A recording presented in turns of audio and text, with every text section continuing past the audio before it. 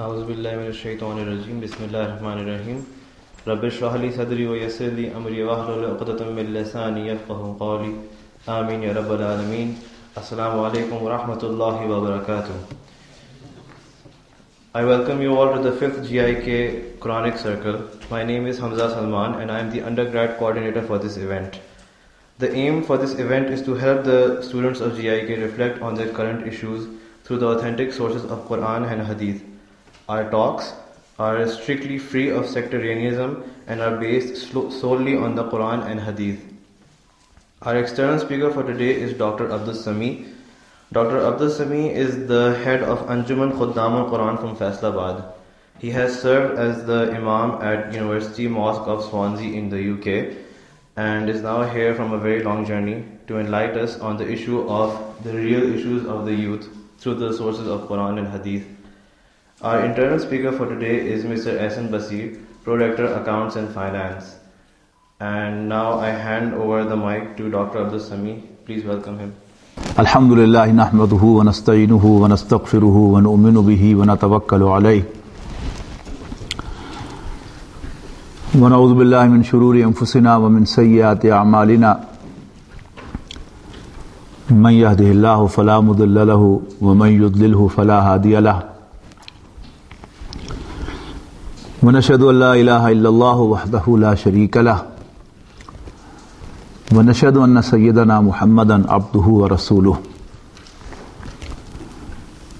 أرسله بالهدى ودين الحق ليظهره على الدين كله وكفى بالله شهيدا فصلى الله عليه وسلم تسليما كثيرا كثيرا. أما بعد فأعوذ بالله من الشيطان الرجيم.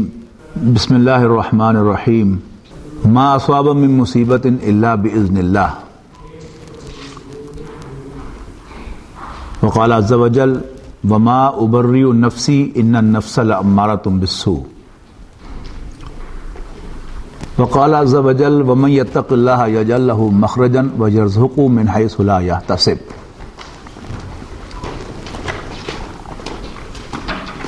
Respected Pro-Rector and my dear students, the topic today, as you know, is the real issues of the youth. Youth is a very broad term, but certainly when I'm speaking to the students who are most of them in 20s, so I believe that you want to understand about your problems, that what is the solution given by the Quran in respect of your issues. Young man has mainly the issue of his studies, and certainly to get through all the examinations appropriately, successfully, is the first issue in front of a student. Then everyone is worried about his future, about his practical life, professional life. And this is the age of competition. And certainly a very hard competition you have to face for your job, for your profession. Everyone may not be able to get the job of his choice, or he may not be able to set his professional office the way he wants. And it certainly is definitely a stress in his mind throughout his studies. Then a very important issue, instead of you, I believe, is another life which soon after your studies you have to start, and that is a married life. When you talk of married life, you think of a match, and there's a very critical moment. If you are able to choose the right match for you, your life is going to be fantastic. But if you happen to have a mismatch, then this life is going to become a hell for you right here. So that is an important issue. Another very important issue of the young people, especially boys, men, is sex, which is very hard to control because it's an emotion, a very important emotion, but you cannot be crazy whether you are religious or you are not.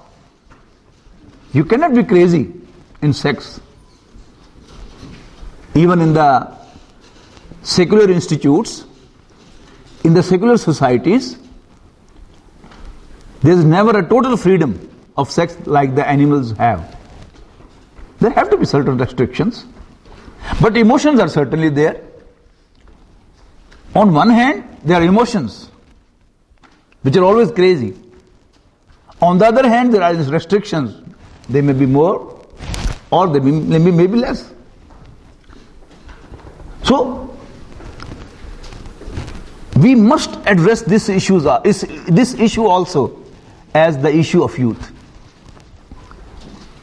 As for the exams, then profession, job, the simple solution that Allah Almighty gives us is that you should have a firm belief in what we already believe. We as Muslims believe that nothing happens without Allah's permissions. We have to have a firm belief on this. More I believe in this, more comfortable I'm going to be. Nothing happens without Allah's permission. There are two things, past and future. About the future, there is always a danger. This may not happen, that may not happen. And about the past, there is always a regret. But if we have a firm belief in Allah, then neither we are going to have a fear of the future, nor we are going to have any regret. How?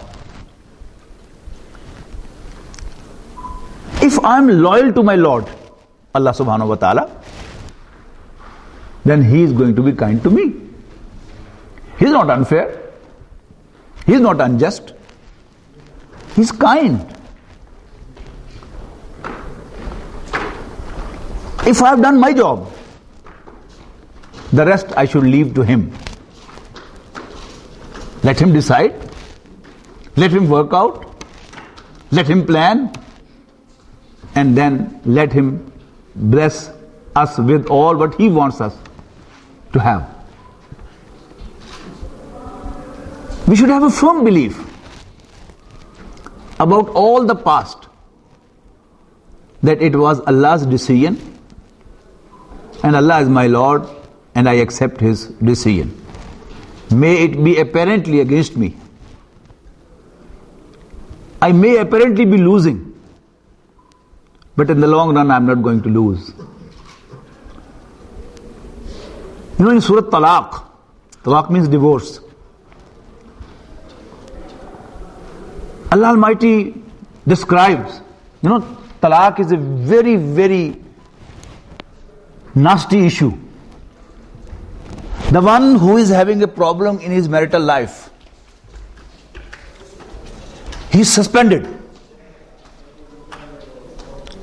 He is upset at home. He wants to leave, but he cannot leave.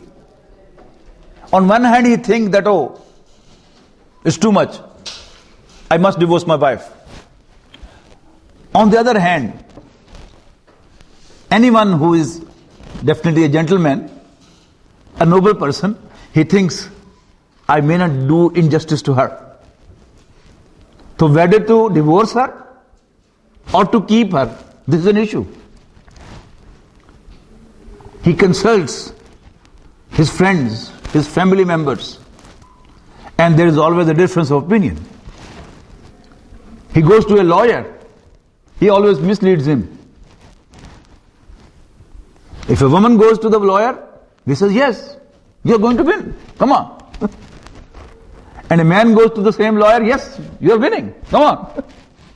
That is his business. And that makes man more upset. Now Allah Almighty says, مَنْ يَتَّقِ اللَّهَ يَجْعَلْ لَهُ مَخْرَجًا وَيَرْزُقْهُ مِنْ حَيْثُ لَا يَحْتَسِبُ. Whoever fears Allah must remember that Allah Almighty will show him a way out. Allah will give him a way out from that situation, one which he had never thought. You know, my knowledge is limited. I think of future, I may consider one possibility, the other, the third one, fourth one. But yet it's on my mind, all my mind is going to think about that. But my mind is not comparable to Allah's will, Allah's knowledge. He can ordain another possibility which you never thought of. But what's your duty? You know, in the issue of divorce, especially when you go to the lawyers, they always mislead you. Oh, you are in a problem. Until you accuse your wife of this, you will not be getting anything. Now, man thinks, oh, yes, if I'm not winning this case, then I may have to pay her the dower, which is 10 lakh rupees. So yes, I should listen to the lawyer and accuse her of something which she never did. And he is ready for that. This is unjust, illegitimate, unlawful, an act of sin. And only if you don't fear Allah, you can do it. If you have a little bit of Allah's fear, you cannot go for it. So Allah Almighty says, مَنْ يَتَّقِ اللَّهِ, who fears Allah, Allah will help him. And يَجْعَلْ لَهُ مَخْرَجًا, make a way out for him, مِنْ حَيْثُ لَا يَحْتَسِبُ, which he never thought of. And if someone depends on Allah, trusts Allah, وَمَنْ يَتَوَكَّلْ عَلَى اللَّهِ فَهُوَ حَسْبُهُ, Allah will himself become sufficient to help him. Allah will suffice him. This is a blessing. So in every case, you have to know, you have to be careful that you don't move even a single step against Allah's command. Fear Allah, then have a firm belief that Allah will help you. As for the loss in the past, whatever you lost, you should have a firm belief that it was with Allah's will that I faced that loss. And whatever I had, which I lost, was not mine. Allah gave me, Allah blessed me with that, and He took it back from me. Now, there is no regret. You don't have any sorrow for any loss you faced. In Surah Al-Hadid, Allah Almighty says that nothing happens without Allah's permission. Nothing happens on earth or even in your heart, but it is already written with Allah before it reveals. But then Allah says, why am I describing it? لِكَيْ لَا تَأْسَوْا عَلَى مَا فَاتَكُمْ, so that you don't despair, you don't get disappointed with what you lose, and you don't boast with what Allah gives you. So these are the two things. You have some achievement and you say, oh, it's my achievement.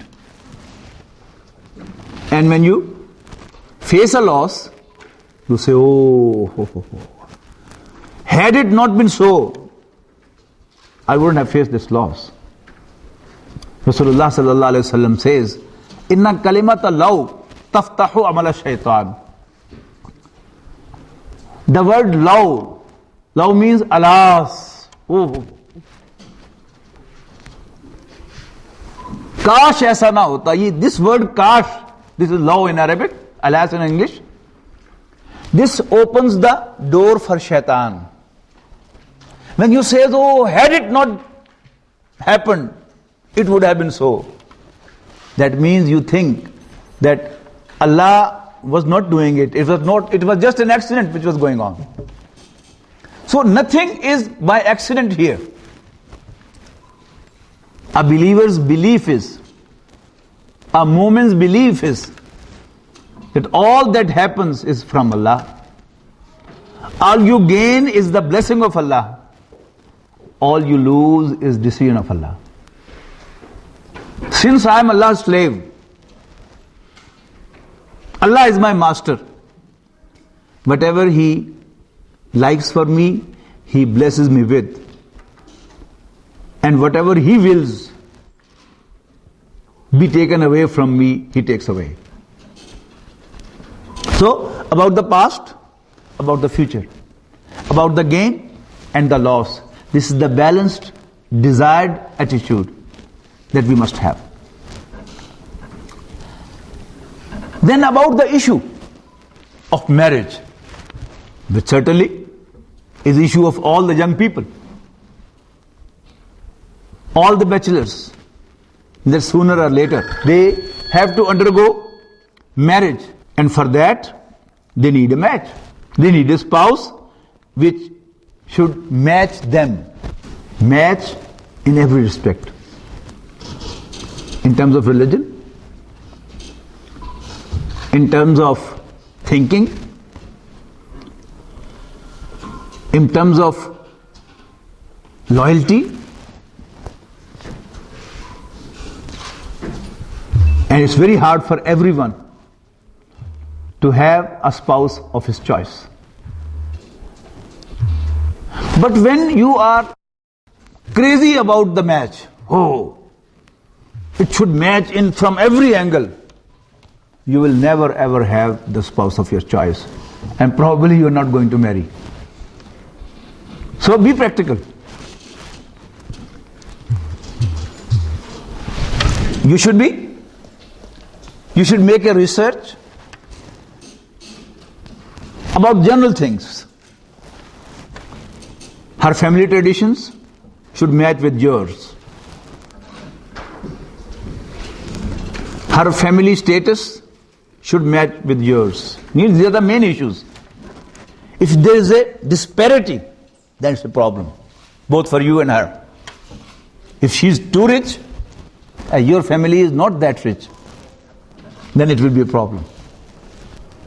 Or the other way around, you belong to a very rich family and she belongs to a poor family. Again, she will have a problem. And if she burst out, the one who is rich since generations, he knows how to live with money. The one who comes from a poor family and all of a sudden he has a lot of wealth. She burst out. So that again will be a mismatch. So disparity of smaller grade is adjustable, but of a greater grade is not adjustable. Similarly, your family is a very conservative family, and you go for a very liberal girl, she will be mismatched in your family. Your family is not going to tolerate her. And today you may be pro her, but very soon you will also disown her. I remember when I was a student of BDS in Democracy College, Lahore. The college students, they used to visit sometimes red light area also. There were crooked boys and there are noble boys also, which with the company visit them. So one of our class fellows, he was also with them. And the girls who used to sing songs had a younger sister too. Now he interviews her. What's your plan? She said, what is our future? Are you going to accept me? Because he was a thorough gentleman, he said, yes, I accept you. And right in student life, he married her. They had children. I had to go for Hajj in 1981. And he was working at Chiniot at that time in Tehsil Headquarter Hospital. And we decided that in my absence in the evening time, he will look after my clinic. So to settle all the issues, I visited his house at Lahore. He was not at home. I knocked the door. Her wife spoke from behind the door. Who is this? I said, I'm Abdul Sami. Is Dr. Liaquat there? He said, no. I said, okay, when he comes, let him know that I visited him. She said, Bhajan, I also want to discuss an issue with you. I had another friend with me. Okay, I sat in the drawing room and from the next room she spoke to me and she said, Liaquat wants to leave me, wants to divorce me. Can you help me? I said, okay, I'll talk to him. So before I left, I said to Dr. Liaquat that we have not been able to sit together to discuss this issue. Please wait for me. I don't say, don't divorce her. Simply wait for me. When I come back, we'll sit and then we'll sort out the issue, whether you should divorce her or not. I simply said to him that what actually is the issue. Finally, we'll sit together in her presence. I'll talk to you. But what is the issue? He said, actually, the problem is, I have no problem with her. She's chaste. But I think about my children. That their maternals, their nanhal will be those people. I said, you should have thought about this issue before. But now please wait for me until I come back. But alhamdulillah, she was a very, very good woman. When I came back from Hajj, and after some time, I talked to him, yes, come on, I'm back. What's the issue? He said, the issue is finished. And he told me that she has served my parents in such a way that my parents said to me that if you divorce her, we would leave you, but we won't leave her. And now both my parents have passed away. Now, to keep their will, I'm not going to divorce her. She has passed away, may Allah forgive her. But this is the thing, that at one stage, you try to prove that, oh, you are not a traditional backward man, you are a liberal, educated person. But there is certainly a chauvinist man right inside you and a traditional person also lying there. So, while making this selection, you have to be very honest to yourself. Honestly assess yourself. How? Look around in your family. But your elder brother. If this practice prevails in your society and they have been able to pull on with such things, yes, you can also think about it. But if it has not been already there, ultimately, you cannot leave your family. Remember this. No matter how liberal are you cannot leave your family. And when the family pressure will increase, you are certainly going to surrender. So, instead of divorcing her at that time, or separating from her at that time, make a wise decision right now. That will help you, inshallah. Then, as I said, the most important issue of the younger generation is sex. Most important issue. And sex is the primary emotion of the man. In the Holy Quran, Allah Almighty describes in Ayah 14 of Surah Al-Imran, أعوذ بالله من الشيطان الرجيم زُجِنَ لِلنَّاسِ حُبُّ الشَّهَوَاتِ مِنَ النِّسَاءِ وَالْبَنِينَ وَالْقَنَاطِيرِ الْمُقَنطَرَةِ مِنَ الذَّهَبِ وَالْفِضَّةِ وَالْخَيْلِ الْمُسَوَّمَةِ وَالْأَنْعَامِ وَالْحَرْثِ ذَلِكَ مَتَاعُ الْحَيَاةِ الدُّنْيَا وَاللَّهُ عِندَهُ حُسْنُ الْمَآبِ. Beautified for men. It's mankind, but because woman is coming against, so I'm translating as beautified for men are the lusts of desires which they have, number one, from women. Number two, from sons. Number three, from treasures of gold and silver. That is wealth. Bank balance. Number four, branded horses. And now you would translate it to branded ride. Isn't it attractive to you?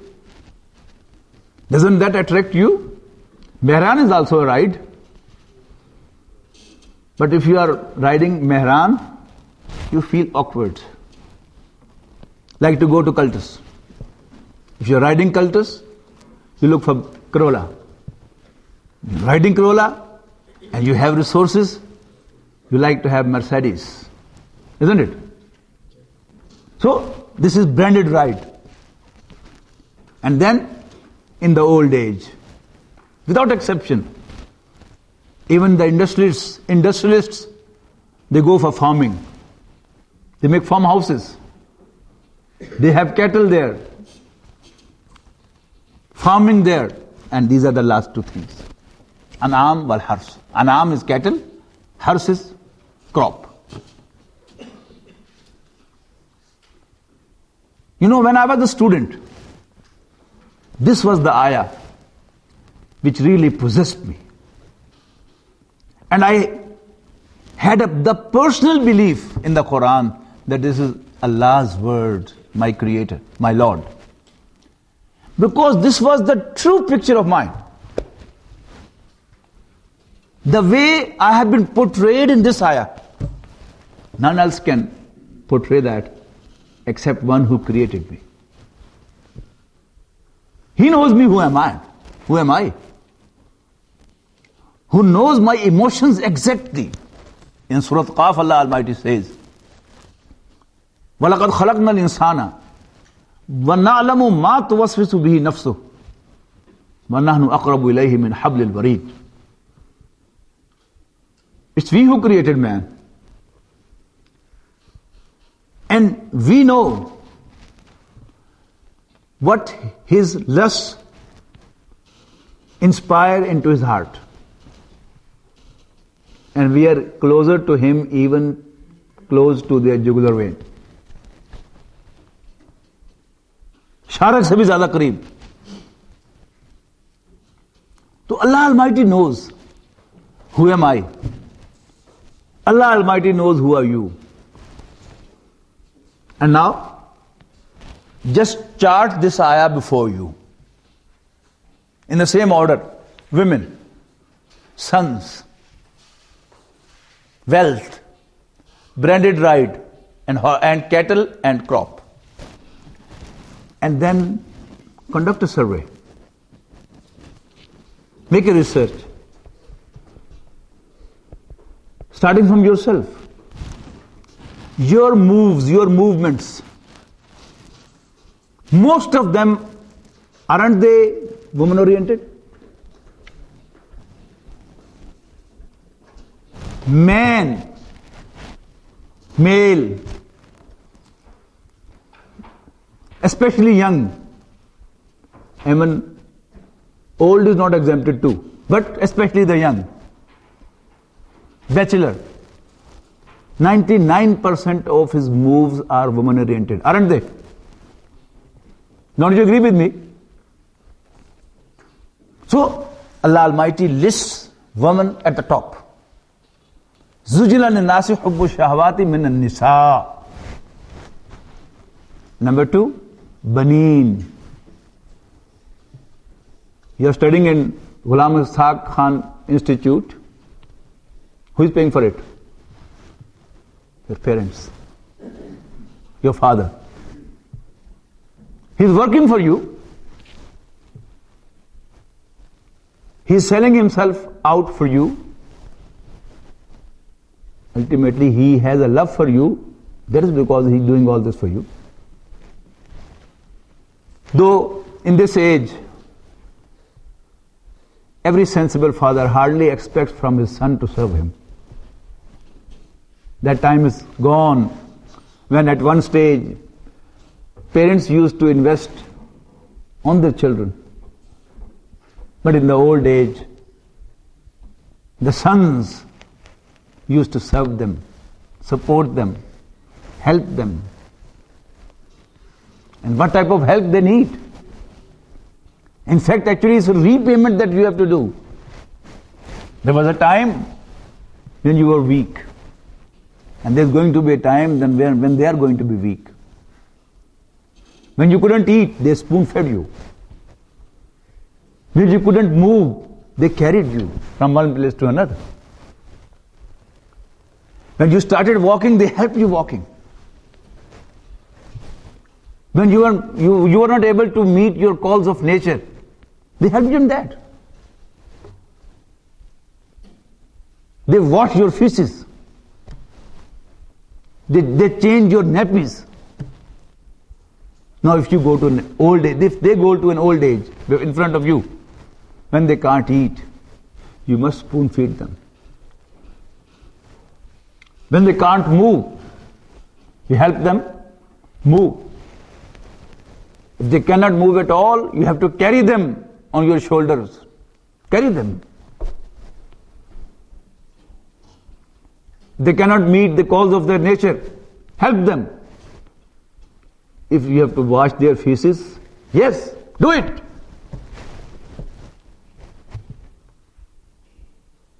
But as I said, in this age, every sensible man thinks that perhaps his son is not going to return him what he did for him. Yet, your parents are investing. They are working for you, paying for your tuition, paying for all your luxuries, your messing, lodging, dressing, everything. Then number 3, man is after wealth, more bank balance. Then after right, and then in the old age, even the industrialists, they build farmhouses and do farming and have cattle in that farm. Now, the most important, the first and the primary desire, and this is what we experience too. You are going through, I have been through. The stage that you are now at, I had also been at that stage once, and I can remember what is the stress? What hell you go through?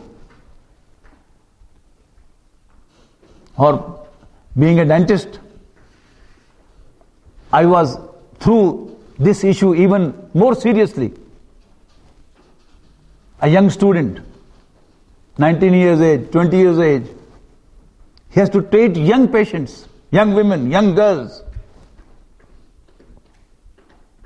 I can understand what type of temptation you have. You cannot have sex with everyone. In the hospital, you have restrictions. No matter how much tempted you feel, how much inclination you have got, but certainly there is a restriction which you have to abide by. Now, coming to the practical issue, what to do?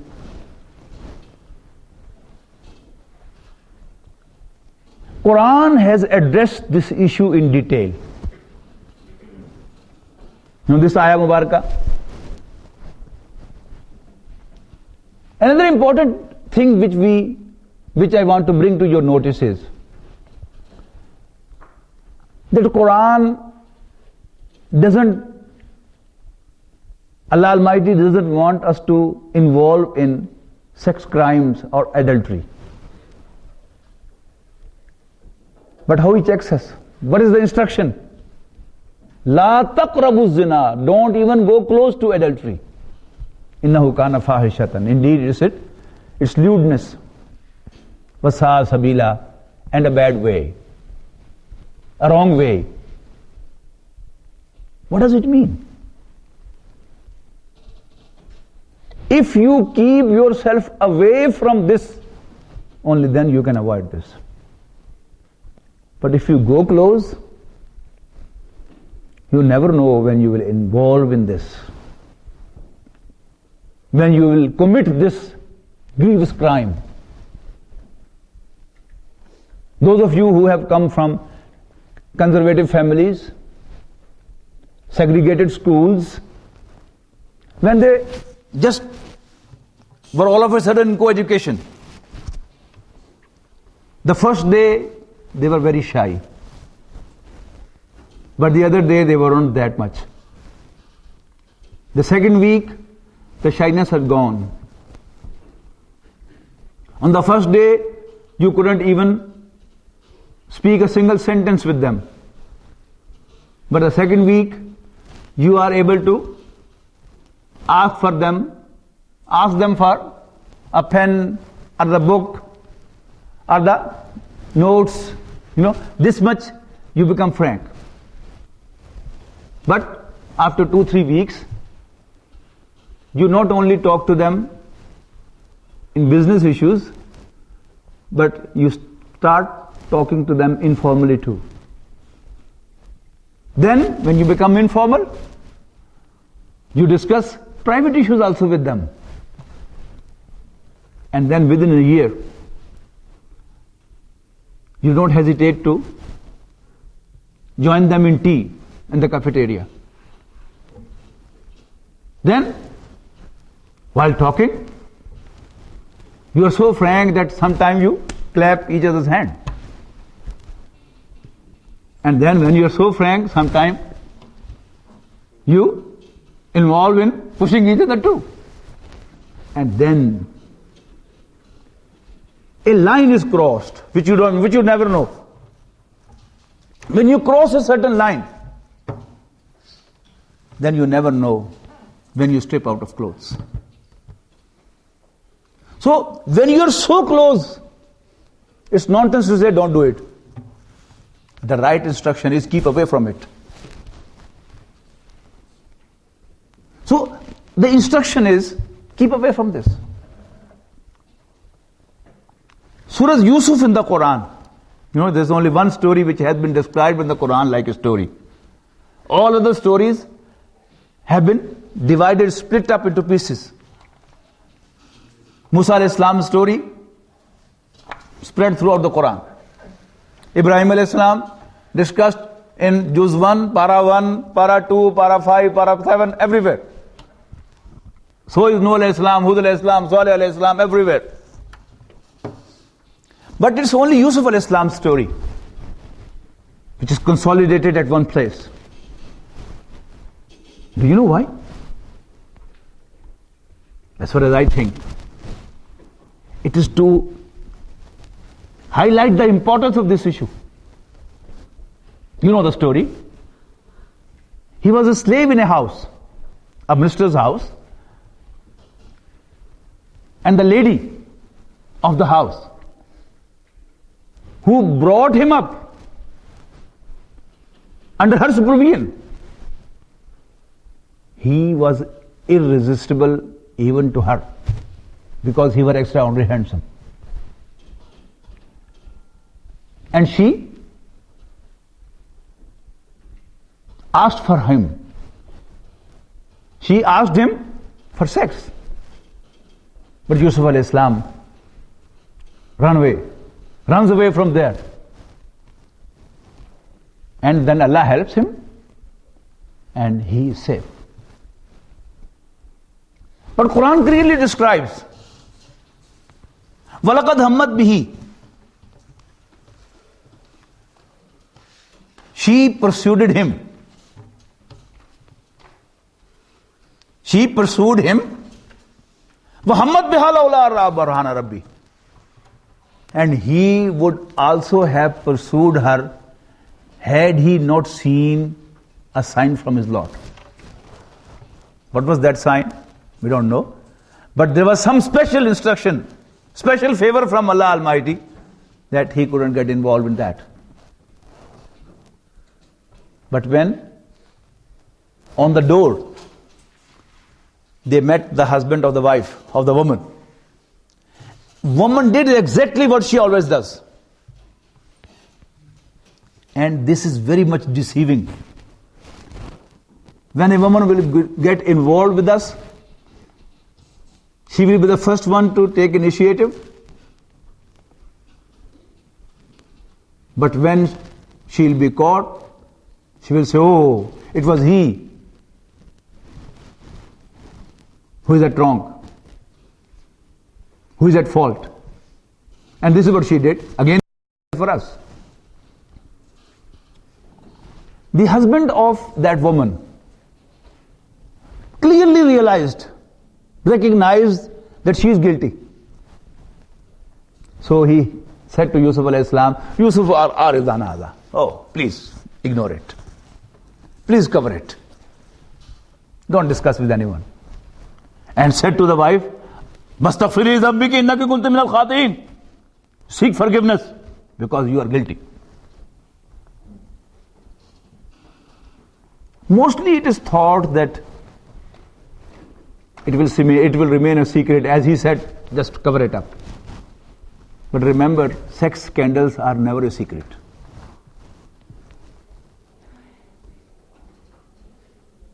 So, the women of the town, the Quran clearly spells out, وَقَالَ نُسْمَةٌ فِي الْمَدِينَةِ امْرَأَةُ الْعَزِيزِ تُرَاوِدُ فَتَاهَا عَنْ نَفْسِهِ قَدْ شَغَفَهَا حُبًّا إِنَّا لَنَرَاهَا فِي ضَلَالٍ مُبِينٍ. Women of the town were discussing with each other, oh, have you seen? Wife of the minister has got involved with her slave. And it looks that she has become crazy. And when she found out what they are saying, she said, okay. She arranged a reception for them, arranged food for them, and invited them. Now you tell me, who would be the invitees of the wife of a minister? The women of the lower society? Or match to her, the wives of the other ministers and secretaries, top brass. And none of them will be hungry of food. Would she be? No. So when they came, they were not looking for food. Where is food? Okay.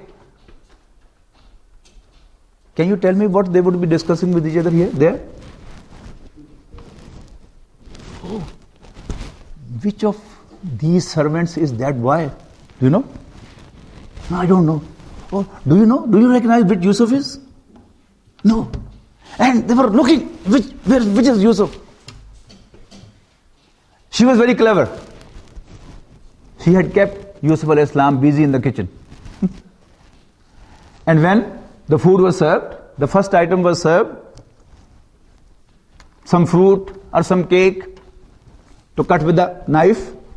Right at that moment, she looked on the back of the women and said, Yusuf, listen to me. Now, every woman, while cutting the cake or apple, had to look behind. And what was going to happen? There was going to be a cut on the hand too. And when they saw him, they all shouted, oh my God! Mahaza Bashara. He's not a man. In Haza illa Malakun Kareem. He appears to be a graceful angel. Now she was brave. The wife of the minister was brave now and said, Fadalikullan nadilum tunnan nifi. Was it he whom you were blaming me for? Yes, I did. What you heard was true.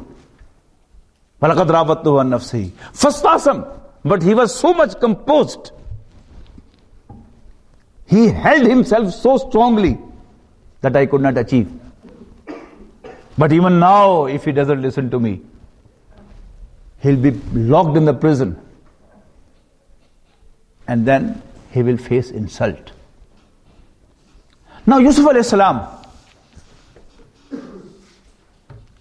didn't try to prove himself that, oh, I'm Tarzan, I'm very strong. I didn't respond her on the first time, and so would I do later on. No, there are two things which usually deceive us. Number one, I belong to a noble family, respectable family. But come on,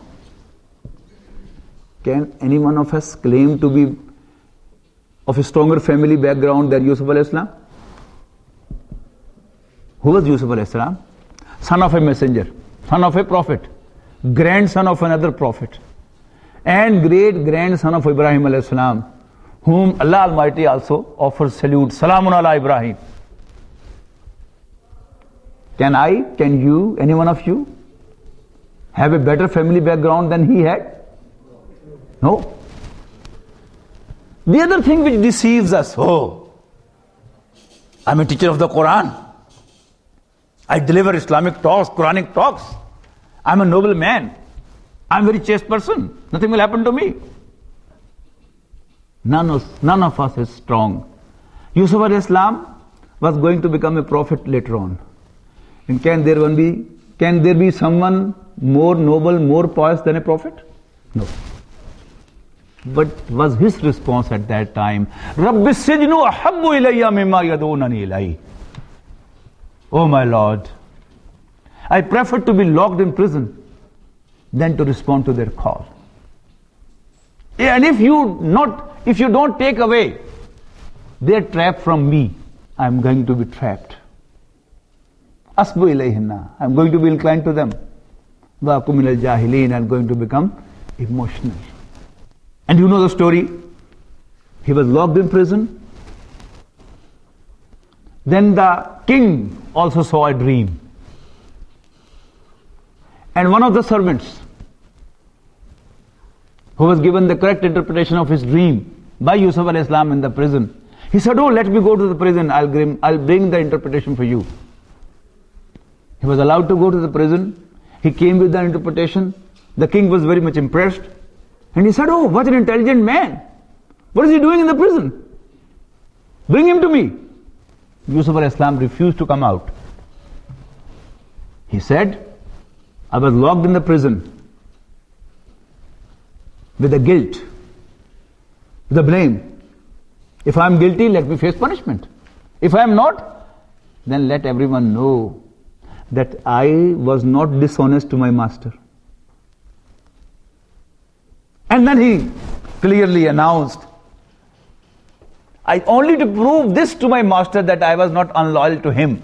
I was not dishonest to him, because Prophet is never dishonest. Otherwise, Vama ubarriu nafsi. Para 13 starts from this ayah. Vama ubarriu nafsi. I don't absolve myself. Inna nafsa la ammaratum bisu. Nafs, self, always seduces sin. Illa ma rahima rabbi.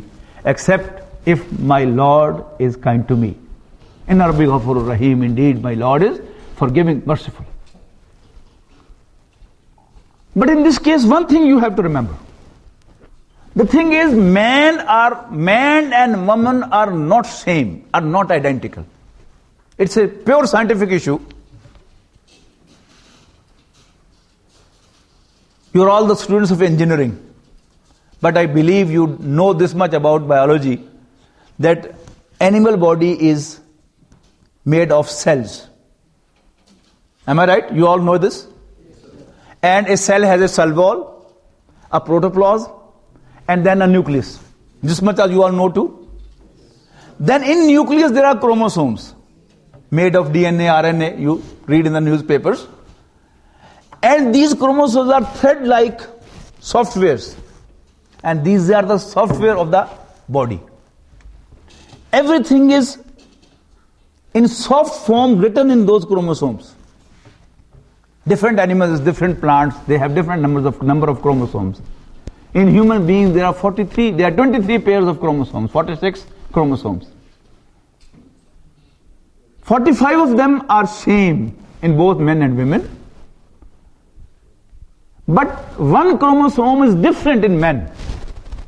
In biological terms, it's said that all the chromosomes in women are XX chromosomes, but one pair in man is XY chromosome. So, in every cell, man differs from woman by one chromosome. But do you have any idea how much cells a man has in his body? Not in billions, in trillions. So multiply this difference to trillions, how much it will come out to be. So remember, man and woman are not identical scientifically, and I don't go to the detail. But this scientific fact must be established in your mind, and then practically watch. It's our experience that woman attracts man without any exception, doesn't she? A woman, she should be young looking, bulky or skinny, white, brown, dark or black, beautiful or ugly. Doesn't she attract you? Yes, it does. But this is not true with women. I simply give you an example. We are all sitting here, and the door is closed.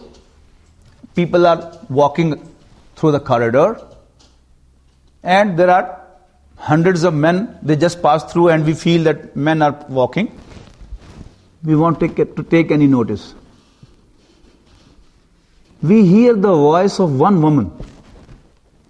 All of us, including myself with grey beard, would be alert. Who is she? Am I wrong? Whereas there are women here, and there are men or women passing. I don't think they will have any difference. Only one exception is there. You all know Brother Nouman Ali Khan. We were in a training session, and when I was teaching, I said this. He said, no. Dr. Sami, we have seen girls in the high school too discussing men. I said, yes, but only handsome men. He said, yes, you are right.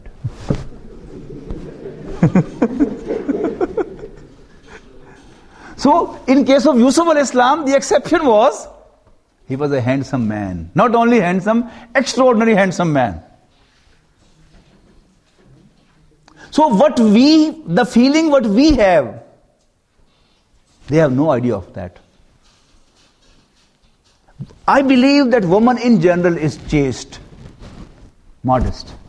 A normal woman, don't talk of a religious woman. A normal woman, married, having no problem with her husband, she, remember, would hardly look around. But produce any man having a wife or even 4 wives, children, having everything all right, who doesn't look around. So remember this. This is our problem. Fortunately, no girl has come, so we can talk very freely. Alhamdulillah, this is done.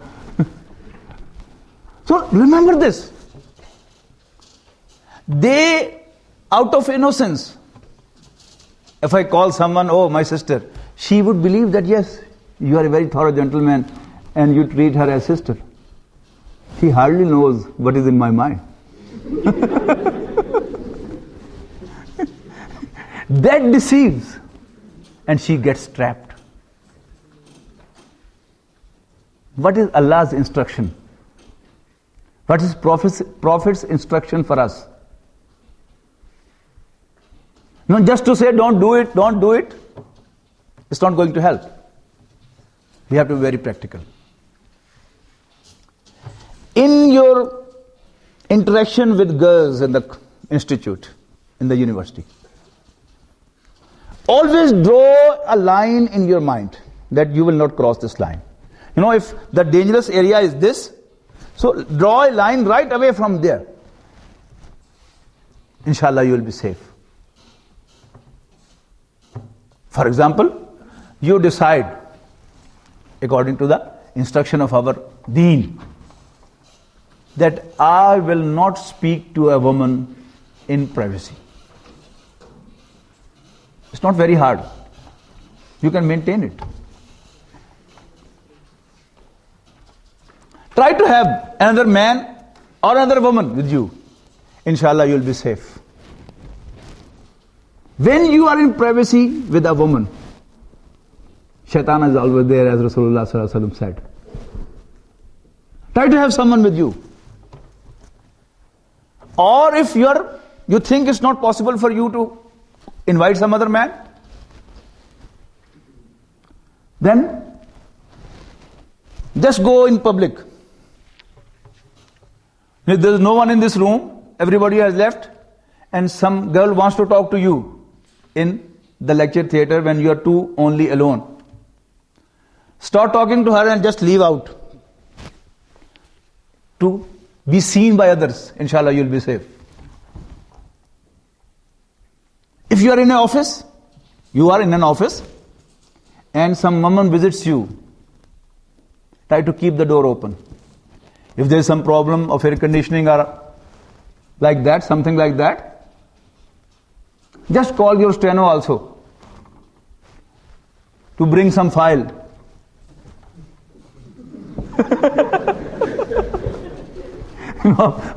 Once I was saying this to a class, the one bank officer said, but we go the other way around. We ask the PN to bring the tea. Yes, Shaitan will suggest you this. But you have to be careful. Otherwise you will be in trouble.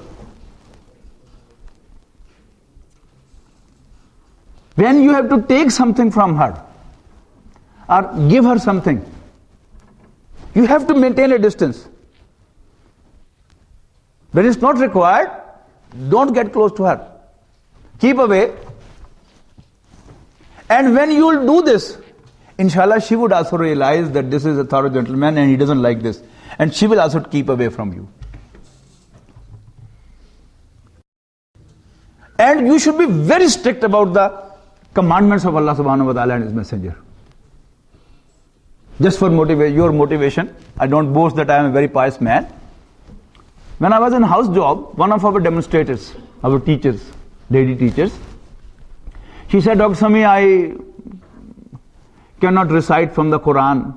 Can you teach me recitation of the Quran? I said, yes, I can. Just bring Nurani Qaida from the market. From where should I get it? I said, okay, I'll bring for you. So I bought for her Nurani Qaida. She said, okay, we'll sit in the common room, girls' common room, and there you should teach. Okay, I said, okay. I thought that I had never been to the girls' common room. I simply saw girls going to the common room, coming out of the common room. But at that day I realized that, okay, girls don't sit there. They just get in and come out. So on one day I taught her in the common room, but I said, I'll not teach you in the common room. I'll teach you in the laboratory, where everybody is there. Okay, the next day I gave her the lesson in laboratory. Now her class fellow, he passed to the laboratory and he laughed at her. And she felt embarrassed. She said, Dr. Sami, nothing is going to happen. It's embarrassing here. Let's go to the common room. I said, no, I'm not going to teach you in the common room. And alhamdulillah, until today, I have no regret whatsoever that, oh, I made a loss to Islam and a woman wanted to learn Quran and I didn't teach her. Alhamdulillah, I don't have any regret. Normally, it's very interesting. If you are a religious person and one of your girl class fellows, they ask you some question about Islam, you'll have a problem throughout the night. Oh, let it be a morning as soon as possible so that I can answer her question and she may not die as a kafira. Whereas 10 boys, they ask you question about Islam, you won't be that crazy. Oh, they just ask questions, they don't mean it. So you have to realize, what is this? This is not Islam. This is Shaitan who is disguising in front of you. And don't be cheated by Shaitan. He is our enemy. You know, Allah Almighty, when Adam alayhi salam and Hawwa salamun alayha, Adam and Eve was turned out from the paradise, what was the instruction given? Ya bani Adam, qad anzalna alaykum libasan yuwari sawatikum warisha wa libasu taqwa dhalika khair. O sons of Adam, we have sent down to you a dress which covers your privates and makes you look beautiful. But remember, libasu taqwa dhalika khair. Never miss the overcoat of God's fear, Allah's fear. When you have Allah's fear, inshallah, most of the thing will be sorted out. But if we are free of Allah's fear, then we are certainly in trouble. Then, a few more practical things I would like to share with you. When you wear a dress and you have to come to the class where girls are also there, Shaitan will always pinch you from one side. Oh, be properly dressed. You may have some achievement.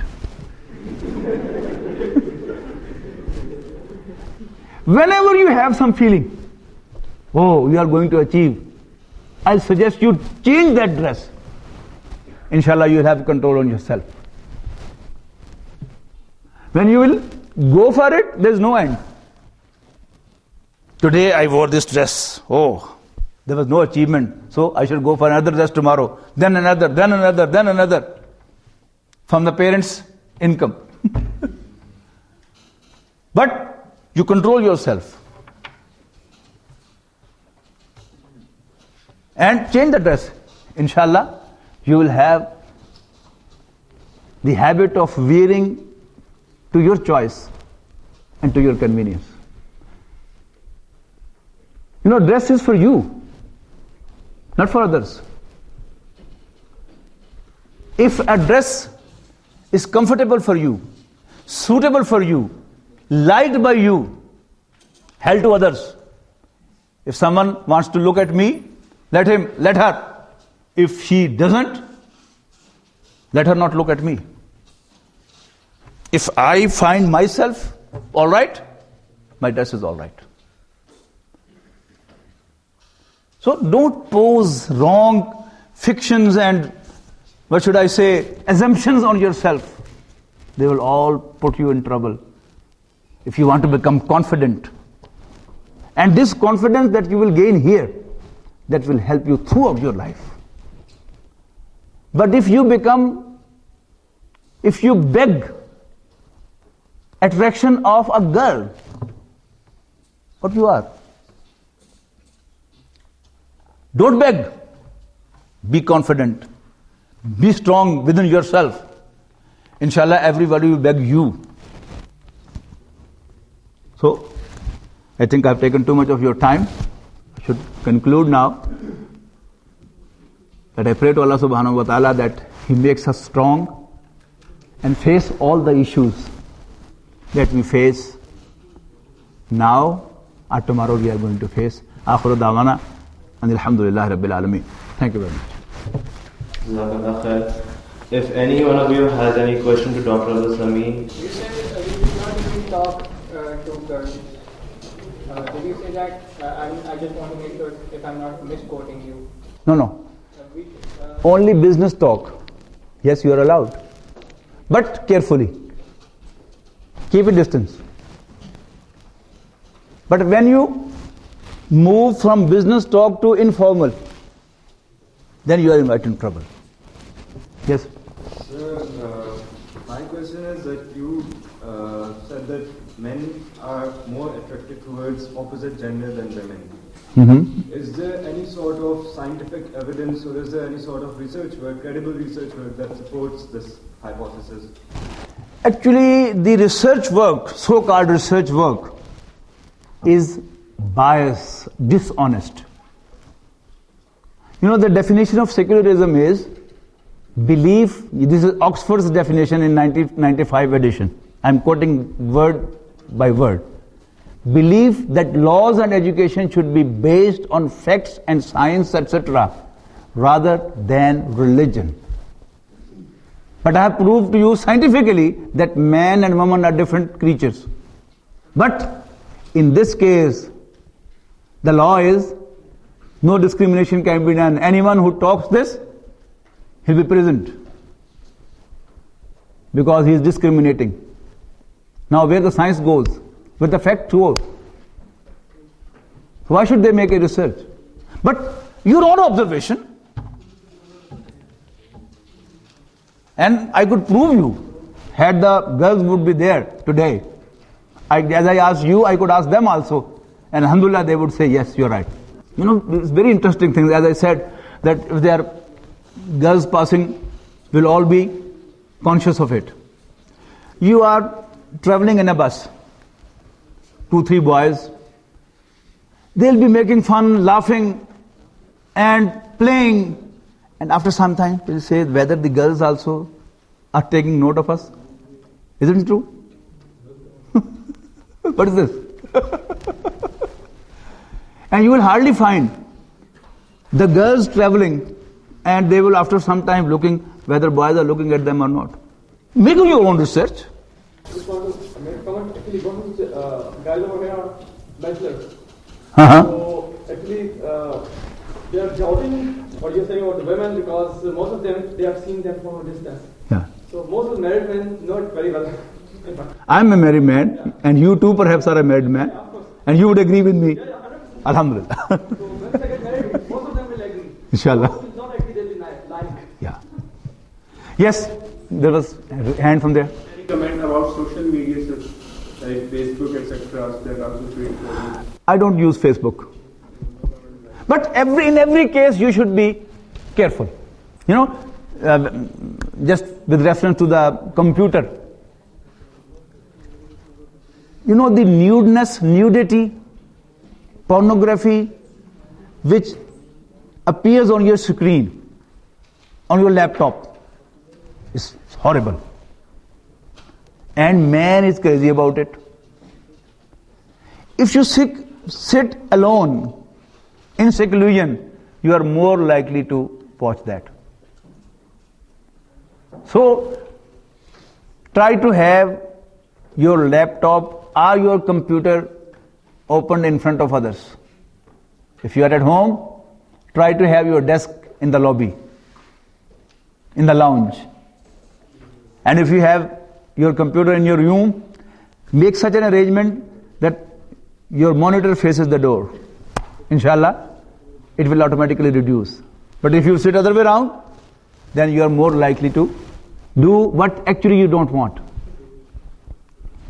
Now, there was a survey conducted by the student of Fauji Foundation Medical College, and the result was 99% of the boys masturbate and they watch pornography.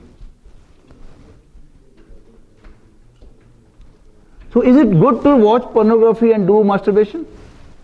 And do you have any idea what is the percentage of infertility? Do you have any idea? Just ask some gynecologist. Just go to the internet and see.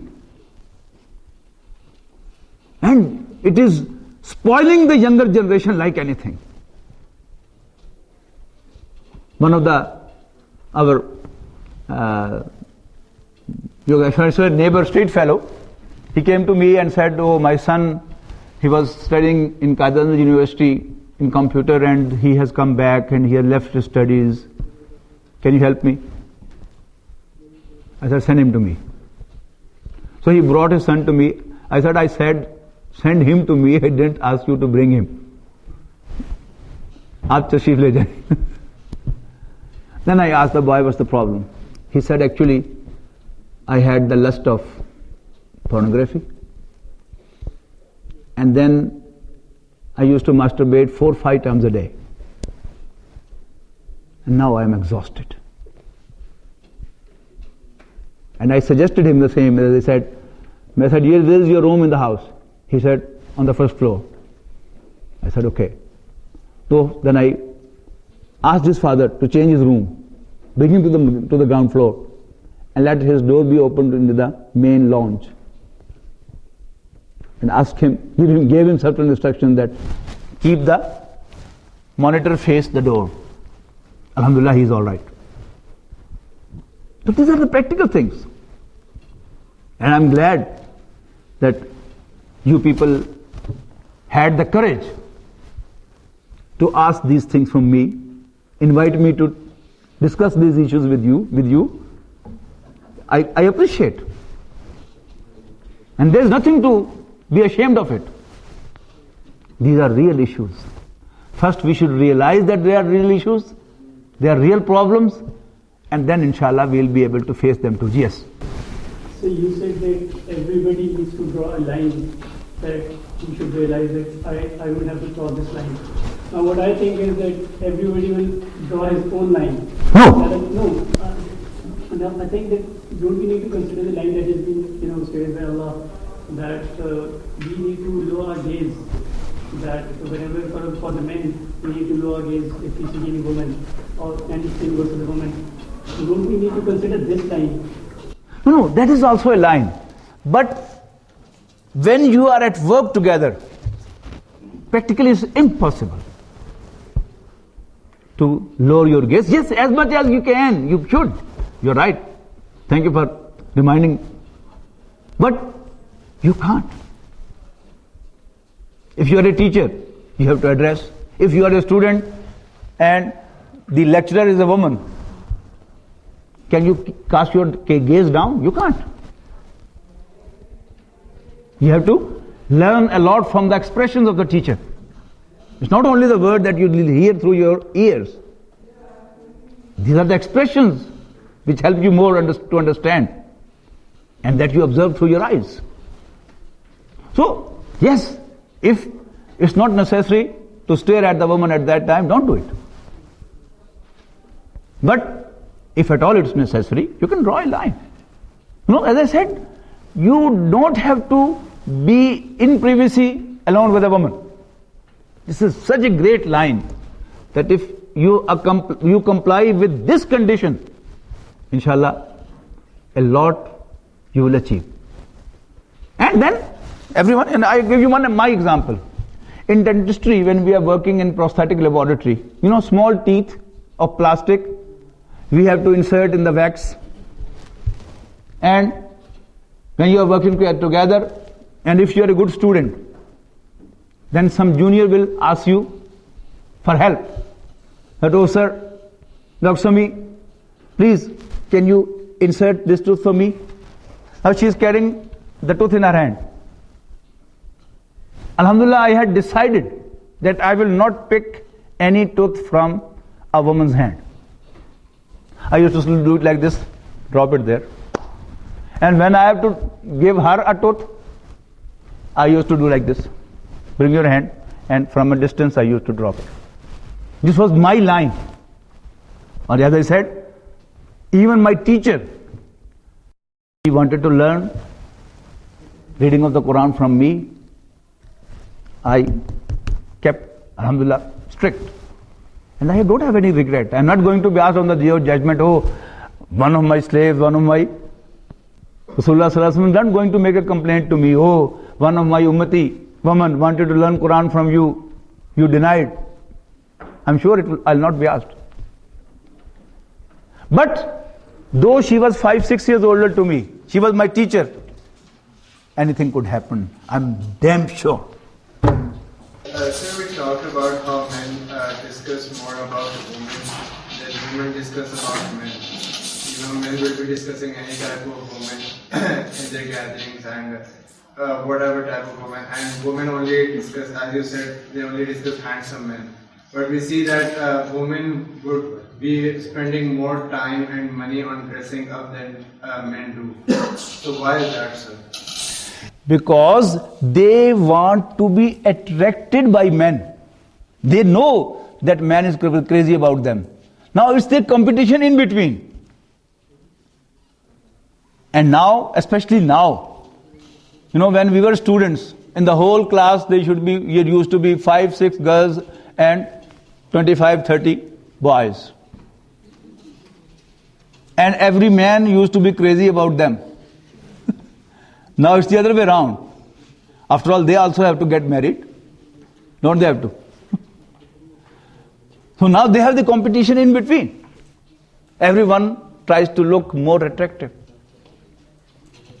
Wallahu alam. I have never been a woman, so I cannot exactly say what their feelings are. Alhamdulillah, I have always been a man, so I know what a man is. But what I learned from the Quran, I can talk to you, alhamdulillah. From the Quran I read that what is the most top emotion of a woman. About the day of judgment, Allah Almighty says in the Quran, Surah Al-Hajj, Ya ayyuhan nasu ittaqu rabbakum inna zalzalata as-saati shay'un azim. O mankind, fear your Lord. Indeed, the resurrection is something horrible. The earthquake of resurrection is horrible. Yawma tarawnaha, the day you will watch it. Yawma tarawnaha tadhalu kullu murdiyatin amma ardat. Every woman will ignore to feed her son. Normally woman doesn't forget her child. Men and women in the West both work. Both are the parents. When man leaves his house for job, for work, he forgets everything. He forgets his wife, he forgets his children. Though he doesn't forget woman, he wants to have her around in some position, secretary or any other position. That's something else. But he forgets his own wife and he forgets his own children. From the same house, woman also leaves. She gives written instruction to the babysitter. Feed at this time, shower at this time, change the nappy at this time, give food at this time. But even she has half a minute interval in his commitment. She'll call her. Oh, have you fed him? Have you changed his nappy? Okay. But on the day of judgment, on the day of resurrection, I should say, she will forget to feed her child. Akhiru dawana alhamdulillah rabbil alamin. Assalamu alaikum. Really, it is a matter of pleasure for me to be one of the participants in this seminar.